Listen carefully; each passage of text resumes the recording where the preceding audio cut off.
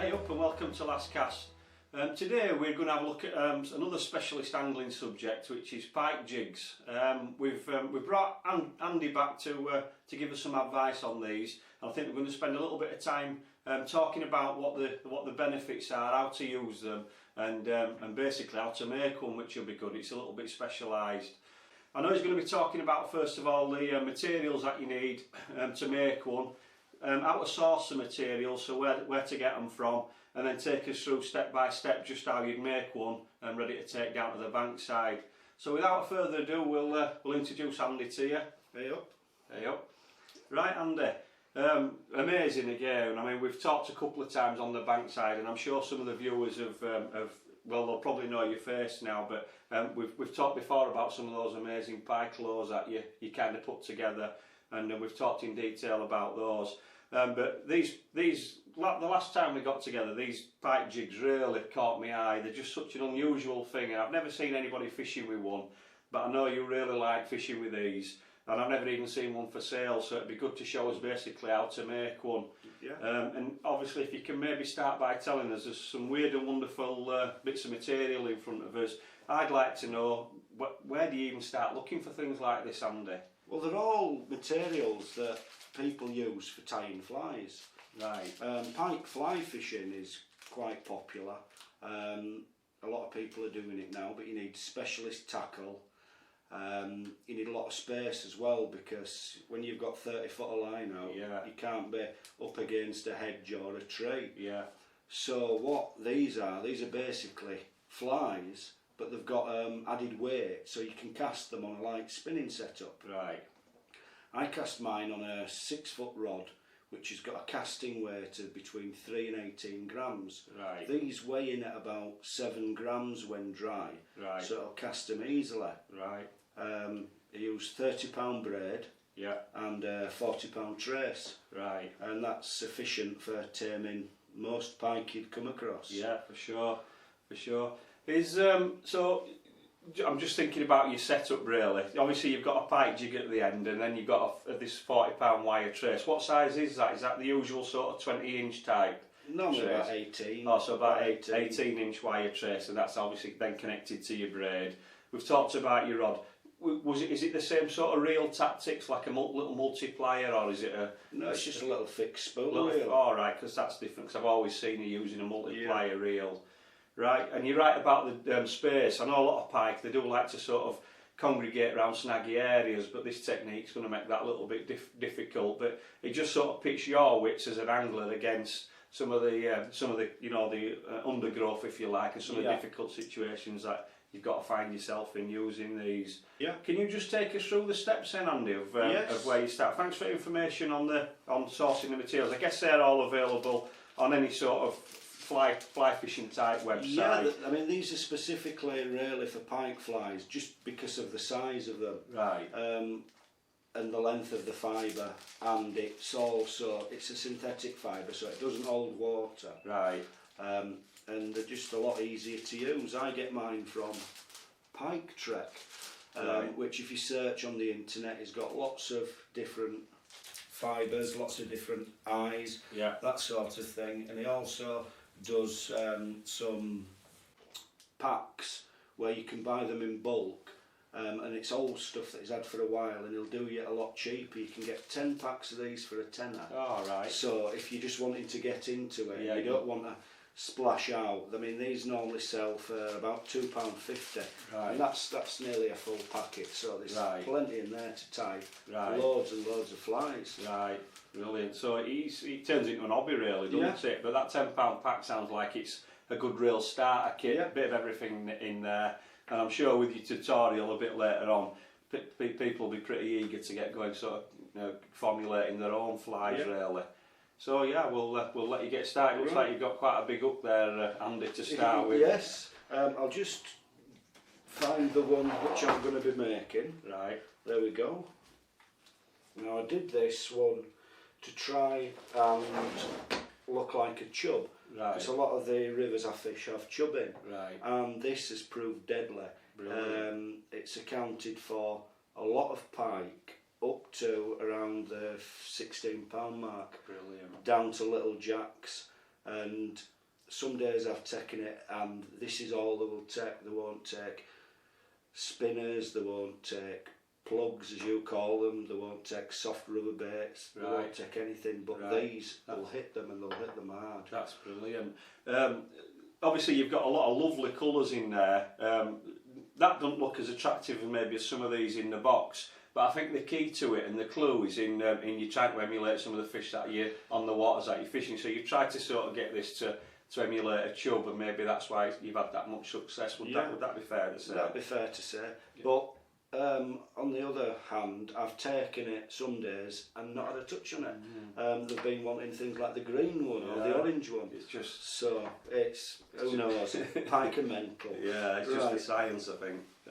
I'm going to start off with a hook. It's a size 6/0, so it's a big hook. Yeah. But why does it need to be that big, Andy? Because that's always got me thinking. It's such a big hook. So you hook them.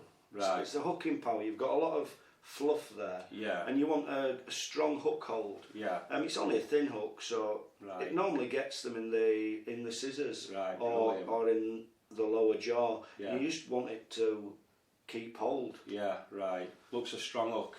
It is. It's a Vivaris big mouth extra hook. Right. I think they're used for bass. Right. They're not that expensive. I think they're £7 for 30 in that size. Right. Right. So we put the hook in the vice. Yeah. Where would I buy this vice, Andy? Because it looks. I've seen fly anglers with somewhat similar, and there's loads of different types of these vices around. Would I be right in saying that is maybe again similar from a fly fishing shop? Yeah, I can't remember where I got this one from, but it's a bit of a tarty one, to be honest with you. Yeah. I'm like it close peg. She won't be happy when she sees you've got those on there, and she's trying to pimp washing out. Well, she took her hair clips back off me, so I had to pinch these. Oh, right. You don't need this one was about £50. You don't need to spend that much. You can get them for a tenner off of eBay. Yeah. And they're just as good. Yeah. Maybe not as robust, but again, for a beginner or a starter, another £10 layout, and you're on your way, aren't you? Right, I'm going to start with that one. I'm going to start with this. It's just a bobbin, and the thread I'm using, it's a monofilament thread. It's basically invisible mending thread. Right. That you'd buy for taking pants up and stuff like that. Oh, so a sewing type. Yeah. It's about £1 a reel. Yeah. Can I ask you another question? Because I've not seen any of this before. But the little gadget that's holding the bobbin. Yeah. Does that come with the fly vice, or is that something No, these are separate. I mean, you could probably buy a kit for about £15 off of eBay. I got my first kit for £15. Oh, right. And you just upgrade. Yeah, just as you're going along, if you're enjoying it and you catch him, you can obviously just set about upgrading your equipment. That's right. Brilliant. Right, so what I always start off is just start by whipping some thread onto your hook to get a base to tie your fibres to. Right. Now I'm going to take this thread all the way back to the hook, and I'll show you why in a minute. Normally I just tie it up to about there. Yeah, so basically you started from the eye end and you've whipped the whole shank, if you like. Yep. Yeah. So I'll get rid of that, bring it down. Now I've got it's Flymaker's varnish. You don't have to buy Flymaker's varnish, I just do because it's a bit cheaper. You can use clear nail varnish if you've got none of this, and all this does is it glues it and it makes the thread a bit more tooth-proof. Right. Just gives it a bit of stability. Got ya. Use this now, and I'll tell you why in a second. Basically, it's just like a chenille. It's a piece of string basically with lots of little bits of flash. Oh yeah, you can see that. Tied in it. Yeah. And just tie that on. Oops. Bring that up to about there. About halfway up the shank again, yeah? Yeah, about halfway where I've come. Now, what I'll do is I'll wrap this round. Now this is going to be under the fibre, and you won't really see it, but when it's in the water, the fish will see it, and it acts as a strike point. So the fish sees the red, which it will perceive as either an injury or maybe the colour of the fish. Like when they're breeding, fish colour up, they get really bright to attract mates. This is just an extra little point on it. It's about £2 a pack is this, and you don't use a lot. And it's like you said earlier, just these little tweaks can just have the edge and make the edge on the day, can't they? They can. Just do it like that. Put that off. Put it right, I've got my dumbbell now. Basically, it's just a little weight in the shape of a dumbbell. It's made out of tungsten and chrome plated. Just adds the weight to the fly so you can cast it. So we'll move the thread back up to about there, maybe 4 or 5 mil behind the eye. And just go around to fasten it on. Now I don't know if you can see, Paul, but that's a bit of an angle. I can see. So to bring it back around again, go around the other way. So you kind of lashed it on there with a cross technique, and hence the reason the dumbbell shape's perfectly suited for sitting up in that shank. That's what it's for. So there we are, we've got it straight. I'll just check it's right, and then it's just a matter of just going around it a few times with a figure of 8, just to make sure it's secure. And then what I always do is go around just like that, just to tighten the thread up. Right, we can go back down to there. I think we'll put a bit more varnish on. I can smell it curing, so it probably doesn't take long to go off, I suspect, that varnish. No, it doesn't take long to go on. Right, next colour we're going to use some of this, which is, it's a gold colour. You don't need a lot.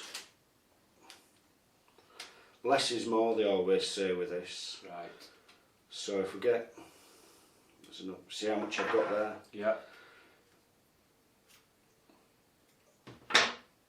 Cut it off and just get the ends and tease them out so it's tapered. You don't want it flat like it's cut off. Got it tapered. Then we'll have a look and we'll take it. So we've got, can you see there how it's 2 different lengths? The shorter length we tie on first. This will help give the shape of the fly.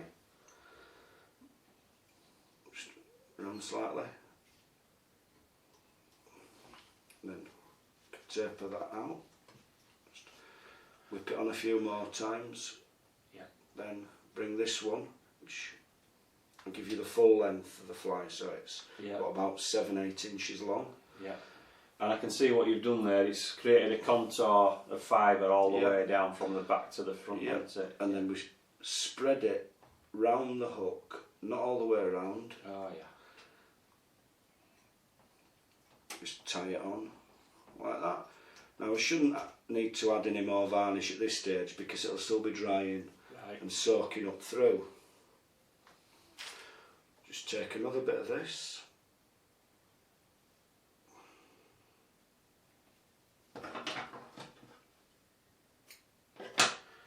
Do the same again, just tease it out. Measure it up against it. You want it about the same length as the last one. So we spread that round the hook, bringing the thread slightly forward this time, so we're coming a bit nearer the eye of the hook. Then you've got your piece here. What I normally do at this stage is split it into 2. Put it down the sides, just to give a bit of body. Whip it on again. Just get rid of all these little bits. Just tidy it up a little bit. Right, we've finished with that one now. So you don't need a lot. No. Like I say, in these packs there's enough to make loads and loads of flies. I can see that's been a popular one. It's had quite a few haircuts in its Yes, time. it has. Right, we're going to do the belly now. This one's another pike fibre. This one's pearl, so it's not quite white, it's more of an off-white. Yeah. And we're going to do the belly, so we'll take, that should be enough there.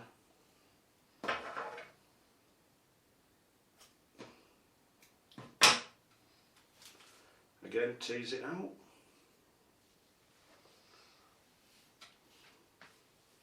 I want to fold this one exactly in half. So, what I'll do is I'll just turn the fly over. Yeah. So this is for the belly. So we've got it in half. We tie this on the underside.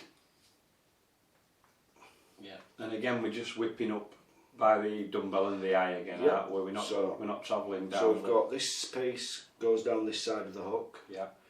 Get the other piece. Yeah. And go down the other side of the hook. Yeah. Bit tight. No, it's not catching. There we go. Just tie it on. So we can turn it back up. You can see there, I'll get my little brush out. Whoops. So you're Starting taking to an get- airbrush as well, Andy? Yep. Alright.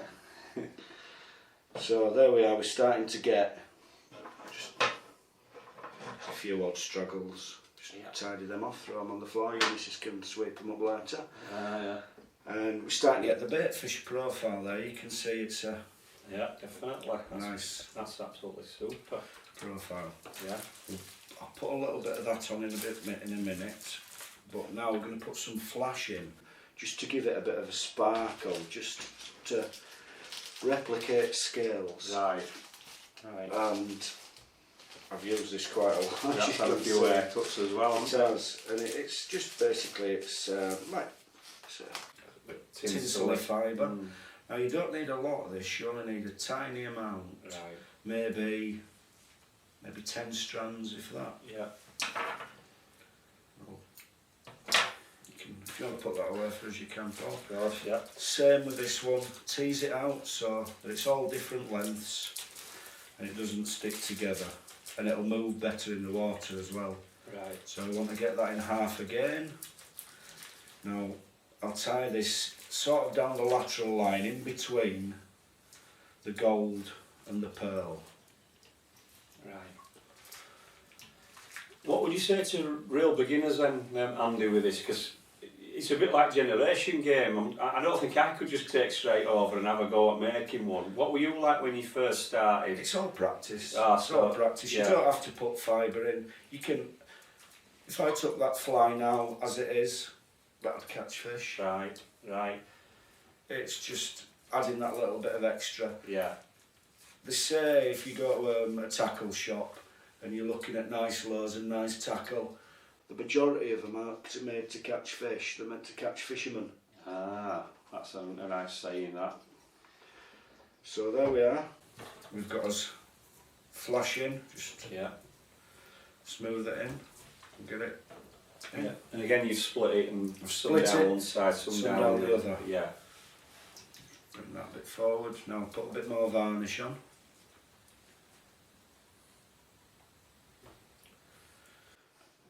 Right, now a bit more on the back. We're going to use this, which is a dark brown, just to make it darker on the back. Yeah. Most fish are lighter on the belly and darker on the back. Right, yeah. So we'll get about the same again as we used before. Maybe a bit less actually.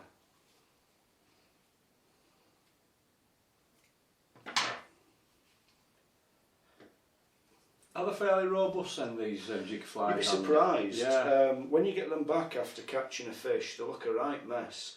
They're all over the place. Yeah. But take a comb or a brush along, give them a comb and a brush, and they come up new. Yeah. That one there, that's caught probably about 5 or 6 fish. Yeah. So Yeah.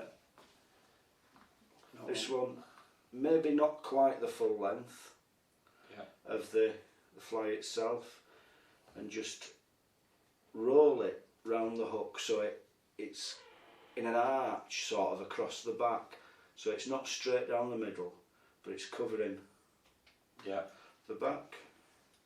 Then your next one, bring that up and straight down the middle.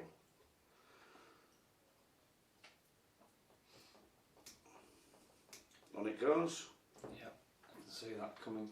Just adds that bit of texture, doesn't it? Just adds that extra bit of definition. Yeah. I think the word is. Yeah. Turn it over again, and we'll do a little bit more of the pearl, but not as much this time. Only a small amount. Yeah. Just to help shape it, really. So tease that out. So I think today then, Andy, you're kind of giving your views on what you think the ideal pike jig is, but I think it's down to preference again, isn't it? It's down to preference. Yeah. Take trout flies for instance. How many different trout flies is there? Different people have their own patterns. Of course, yeah. They all catch fish. Some people think theirs are better. But not necessarily. Not really. If they all catch fish, they all work. Yeah. There we go. Right, you can put these away now. Always tidy up as you go along. Yeah.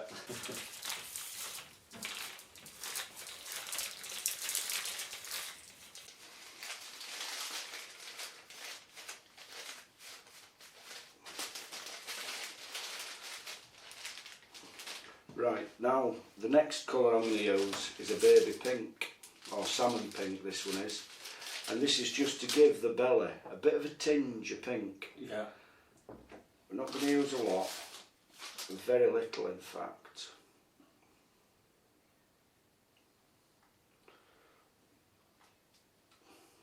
Very small amount. Tease it out. Get it in half, and this goes as near as you can to the centre. Just catch it on. A couple of wraps, and another one down the other side of the hook. Couple of wraps. Turn it back over. There you are, bit of a pink belly. Yeah, I see that. Looking very good. Then we've just got one more colour and a little bit of flash to go. Right. This one here, it's a mixture of black and the dark brown. Just for down the back, like if you notice on a lot of fish, they have a really dark dorsal down the back of the fish. Yeah. So this, when using hardly any. Maybe a dozen strands, if that. Right.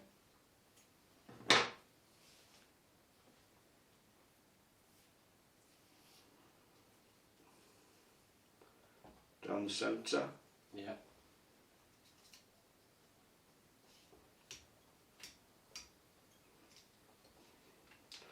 And that bit, just fold that straight back down the centre as well.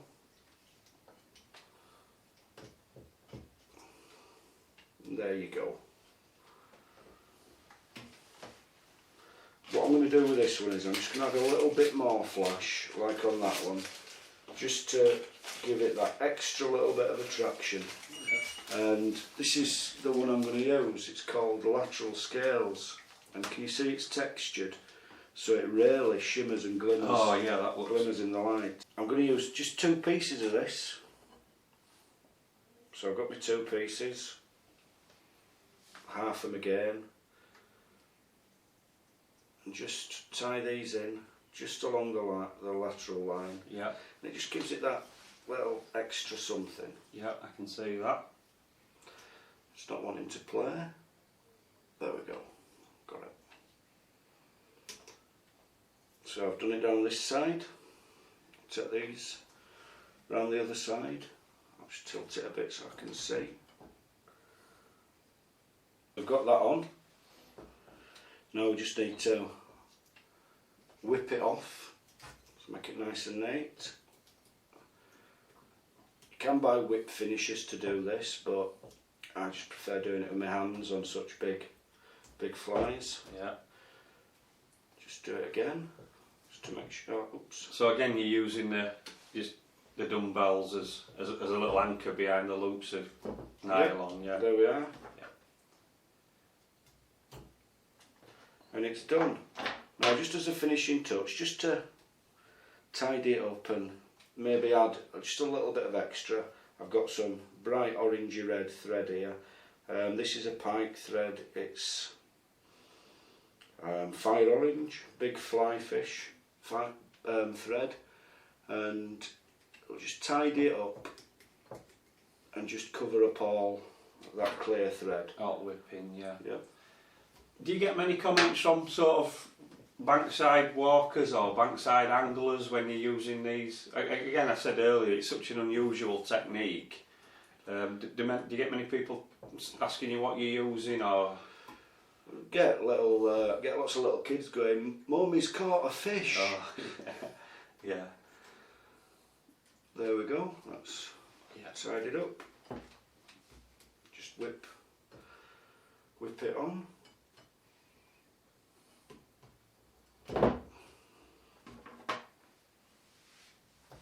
Get that on. And now it's just a matter of give it a good coat of varnish just to protect it. Yeah. So that'll just bind it all together, just keep it waterproof. Just soak in, it'll soak in and bind it all together. Yeah. And I can take it out now.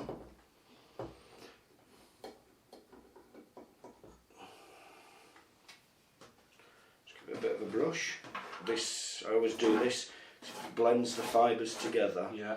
And makes, so you end up with it looking like that, all backcombed and punky. Yeah. And just pull it back, and there you go. Yeah. Is that the finished article then? No, what we're going to do now is we're going to put some eyes on it. Ah, right. That would catch fish. Yeah. But just to make it look that little bit more fish-like, Yeah. we're going to put some eyes and some gills on it. Ah, right. Now the gills I use, just the sequins, the big sequins, shell sequins. You get them from sequin shops. Yeah. Or anywhere that sells sewing supplies. Yeah. Yeah. These are a pearl one, so they have a bit of a shimmer. Yeah. Yeah. So I'll put that there. I've got two. Put them down. And the eyes, these are used for fly fishing, or they're what people put on lures. Not expensive. No. Couple of pence each, if that. Yeah. Get one. Just stick it on. They come with sticky back. I wouldn't just stick it onto the fish. Onto the fly using that. Yeah. Yeah. As you know, Andy, on the show we talk about pike preservation, and what you don't want is obviously any of these bits of plastic falling off your jig when you're fishing. So I guess there'll be a way of making it a bit more secure. Would I be right? Yes. Yeah. So put them away. Right, we're gonna stick these on. I use a 2-part epoxy. Oh yeah. So it dries quickly. You only need. Don't need a lot. So this epoxy, it's a dryer and an hardener usually, isn't it? Yeah. You just had a little. That's the hardener. Following the instructions, you just had a little blob of each. I suppose. Half and half of each. Ah, right, yeah. Although, funnily enough, when you get to the end of the tube, you never have the same amount in No, each tube. no, I've noticed that before. I'll get a little cocktail stick, just mix it. Yeah. So it's nice and. So it's starting to activate with it. Starting to activate. Yeah. Right, we've got us fly. On the back of this, we'll put about half of it. Yeah. Because you want it to soak into the fibres. Oh, I've got a few fibres in there. Yeah. I want it to soak into the fibres and really, really stick. Yeah, that's not coming off, is it, Andy, once that's hardened? No. And so this one we put there. Yeah. Now, when you're putting these on, always put the bottom of the gill, the sequin if you like, level with the shank of the hook. Yeah. So it doesn't narrow the gape of the hook, so you've still got all that hook there. Oh yeah, I see what you're saying. Yeah, yeah. Yep. Yeah. Next one.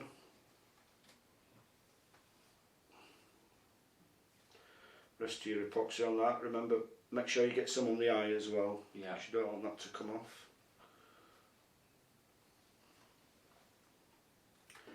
And that goes on the opposite side. Yeah. Just squeeze it in. And as that keeps drying, just keep going back to it. Just giving it a good squeeze, just to make sure it's on, because it'll start to move away, the fibre will push it out. Right. And also what you can do is, when this is on, you can see how that flash is coming down from the centre of the gill. Yeah. Just check on the other side. Oh yeah. That's it. So it's just your final adjustments while Just the your final epoxy's adjustments. going and off. you can also bush it up, and it'll help hold the fibre up to give it more body. Right. And we just need to let that dry now. Right. And then we can go on to the UV adhesive. All right. Okay. Yep. Yep. That's nearly there then. Nearly there. So we'll put it in Back into. the vise. Yeah. And every couple of minutes give it Yeah. a squeeze. How long would that take then, Andy, to start going off? Would you say 10 minutes? 5 or 10 minutes. 5 or 10 minutes. It then? should be totally dry within half an hour Right. and properly cured overnight. Right. Right. So you could be fishing with that tomorrow. Right. Good. Right, Andy. It's been about 10 minutes, and I think that epoxy's finally cured. We've got the gills on, we've got the eyes on, and I think we're just about to finish out with this this jig fly. Yep. Yep. We're going to give it a coating of, it's a UV cured acrylic glue, which will make the head nice and shiny, and it'll also protect it. We've got a UV light here. Right. You can get torches, little lasers, things like that. I use one of these because it's easier. Right. You can plug it in and you don't have to buy batteries. Right. Just explain why we need to use any UV glue or any UV lighting for this, Andy, because to me that looks like it's ready to go fish. It's just to protect it, just to make sure that the bits don't come off. Right. Right. And it just makes it look nicer. Right. Right. So we've got our UV glue here. Yep. And what we first of all have to do is, we've got a gap between the eyes, so we want to fill that in. Right. So we'll get some glue, just brush it on,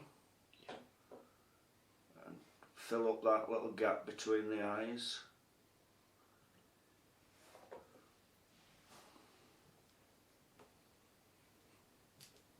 That's So it. just put it under the UV light for a few seconds just to harden.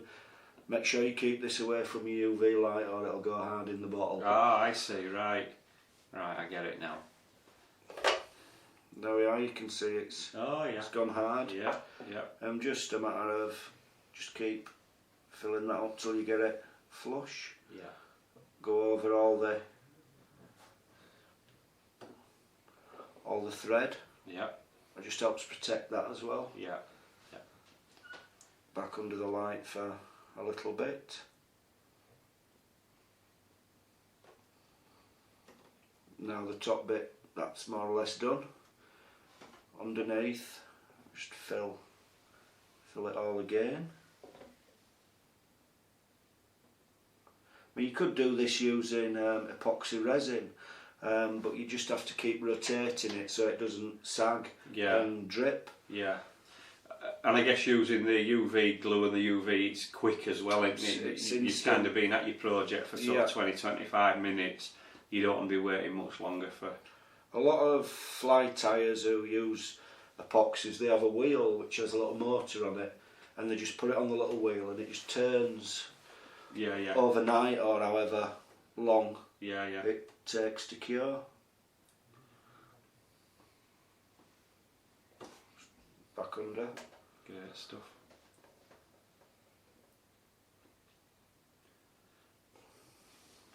And just on the front of it, just to cover up all that thread. So just to recap then, Andy, just for beginners, you'd need to start with a bit of equipment. You're going to need a hook tyre, you're going to need some hooks, you're going to need all the little knickknacks that you showed us earlier, the dumbbells and the the different types of glue that you've got, and obviously the materials, the fly materials, a bit of nylon, some of the fancy stranding materials, and you're on your way. So how many flies, with those bags that you showed us, how many fly jigs would you probably get? Probably 10, 15 maybe out of them, maybe more? More. All right, so a lot more. So in essence it's good value for money, and it's a hobby, and it allows you to sort of custom and tweak them, for different scenarios and situations. So all in all, it's certainly worth investing a little bit and basically just getting yourself started. Really, it doesn't look too difficult, and I reckon I could probably make one. It won't be as nice as yours to start with, but I'd certainly have a go with the instructions that you've given me. I'd certainly have a go taking my time and making a couple. That's for sure. It's like anything. It's practice. Yeah. It's practice. Your first one, you'll think it'll look rubbish, but I bet it'll catch fish. Yeah. So what I'm doing now, which I've done with that one, is I'm just coating the eyes in this acrylic. Right. Just for that added protection from the pike's sharp spiky teeth. Yeah. So what you're doing, it's already got a glue back, but you're just sort of bonding all that together. Yep, just making it sure. all in. Yeah, nothing kiddie proof really. Just making sure nothing falls off it through its lifetime, if you like.